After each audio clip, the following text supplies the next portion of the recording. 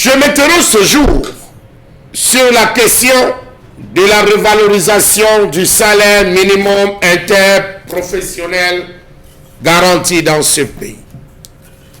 Le 16 juin 2022, dans quelques semaines, le patron du travail et de la sécurité sociale va aller à la rencontre d'un autre patronat ou du patronat camerounais, histoire de discuter avec les syndicats sur la question du SMIC. Comment comprendre que nous sommes arrivés à ce niveau aussi bas, 36 270 francs CFA? Comment comprendre que la première économie de la sous-région partage la dernière place en matière de salaire minimum interprofessionnel garanti fixé à 36 270 francs CFA depuis 2014? Sur la base de ce SMIC, on se bat à payer, à évaluer certains personnels qui se retrouvent, comme l'avait dit en son temps le ministre du Travail, il avait lâché avec 36 000, on peut vivre au Cameroun. Le Cameroun continue en effet de payer le SMIC le plus bas au sein de la communauté économique et monétaire d'Afrique centrale, juste devant la République centrafricaine, qui stagne à 36 000 francs CFA, 128 000 francs CFA pour la Guinée équatoriale, 90 000 francs CFA pour le Congo, 80 000 francs CFA pour le Gabon et 60 000 francs CFA pour le Tchad. Qu'est-ce qui empêche le Cameroun d'aller à 200 000 francs CFA, mieux d'aller à 150 000 francs CFA pour le SMIC? Telle est la question que les responsables des syndicats se posent depuis 2007, date à laquelle ils ont commencé à émettre les premiers avis sur la question du SMIC.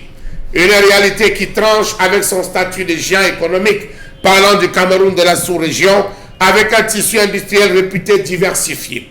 Un PIB de 45 milliards de dollars en 2021, très loin devant la Guinée équatoriale, qui a, elle, 13 milliards de francs CFA, le Congo 10 milliards de dollars, le Gabon 18,29 milliards de dollars, et le Tchad 10 milliards de dollars. On parle comme ça de 2021 du PIB des ressources humaines de qualité.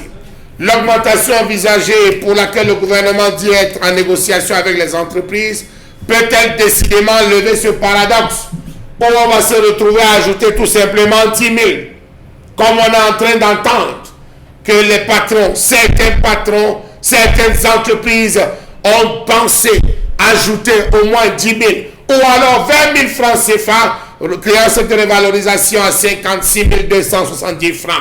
Pour quel type de résultat lorsqu'on sait aujourd'hui qu'il y a une inflation sauvage dans nos principales villes? Le silence est important à un moment donné.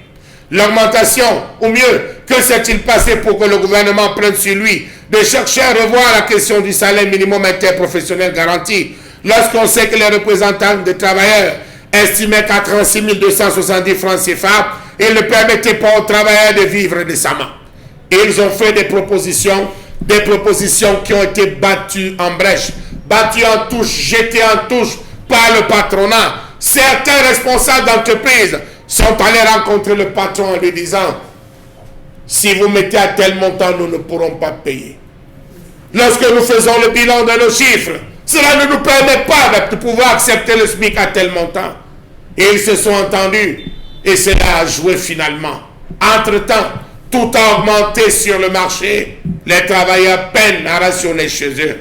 En rappel, en mai 2019, le ministre du Travail et de la Sécurité sociale, Grégoire Wona, avait déclaré sur les ondes de la chaîne de télévision publique qu'on peut vivre avec les 36 270 francs CFA représentant le SMIC au Cameroun. Malgré le tollé que cela avait occasionné, il est resté droit dans ses bottes car tout avait été dit. Seulement, il avait oublié une chose, que très vite, la réalité devait rattraper le Cameroun. Comment comprendre toutes ces batailles et ce refus du gouvernement de rencontrer les représentants syndicaux? Ils ont campé devant les bureaux, les services du Premier ministre pendant longtemps. Le Premier ministre ne les a pas reçus et c'est finalement ces représentants des travailleurs qui, après avoir vainement demandé audience auprès du chef du gouvernement sans suite, ils ont dû lui transmettre par courrier leur cahier de revendication en vue d'amélioration de l'environnement du travail au Cameroun. A-t-il lu? N'a-t-il pas lu? Point d'interrogation. On remonte encore aux propositions du grand dialogue national où on avait repensé la question du SMIC au Cameroun, histoire de permettre à tous, parce que famine aidant, désordre entraînant de pouvoir véritablement relever le niveau. Quand il dit, ils n'ont pas bougé d'un iota, leur rêve, c'était de voir la revalorisation, et ça c'est la pensée du syndicat, à 150 000 francs CFA. Comment ont-ils fait pour arrêter un tel montant, 36 270, sans tenir compte des besoins essentiels pour une vie décente du travailleur, notamment le prix de la nourriture insuffisante. Le prix de la nourriture insuffisante pour permettre à tous de pouvoir véritablement vivre. Les dépenses de l'habillement pour le travailleur et sa famille. Les dépenses permettant d'assurer un bon logement décent. Les dépenses permettant d'assurer la santé du travailleur et sa famille. La marge suffisante devant permettre aux travailleurs de faire des économies. Comment comprendre que le Cameroun se vante d'avoir une économie prospère avec ces travailleurs qui vivent de plus en plus dans la précarité? Est-ce que vous savez que certaines personnes ne respectent même pas ce SMIC? On continue à payer dans certaines zones les employés à 30 000, 35 000. C'est à prendre ou à laisser. Avec 36 270 francs, on ne peut pas valablement dire qu'on peut satisfaire les besoins basiques. Rappelons à la suite d'un arrêté pris le 25 juin 2014, le Premier ministre Philémon Yang avait entériné la proposition issue de la concertation entre les partenaires sociaux en vue de revaloriser le salaire minimum. Tous attendaient à une remontée, sauf qu'il y a eu une opposition en sourdine. Et ça, il faut le dire, des patrons d'entreprise. Finalement, qui veut bloquer la revalorisation du SMIC? Les patrons d'entreprise qui, ayant engrangé assez de bénéfices, refusent de payer littéralement, ou alors le gouvernement, parce que tenu par ces mêmes entreprises, souhaiterait trouver le juste milieu. On parle d'une augmentation de 20 000 francs CFA, donc cela passera à 56 000, peut-être 270. Est-ce qu'on aura atteint le bout? Aura-t-on traversé le tunnel lorsqu'on sait que la Guinée équatoriale juste à côté est à 128 000 francs CFA?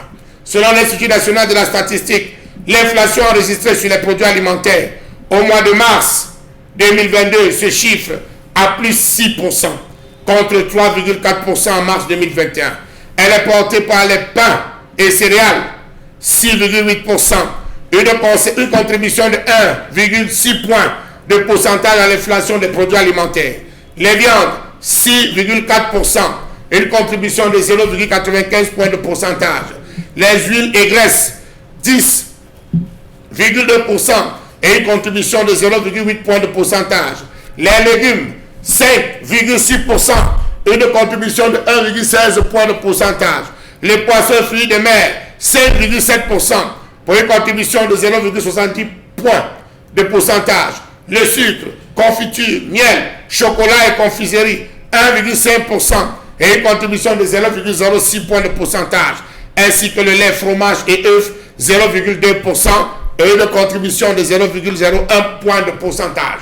On se rend compte que tout a augmenté sur le marché pendant que certaines personnes se débrouillent, survivent avec 36 270 francs CFA. Chers patrons d'entreprise, levez le pied.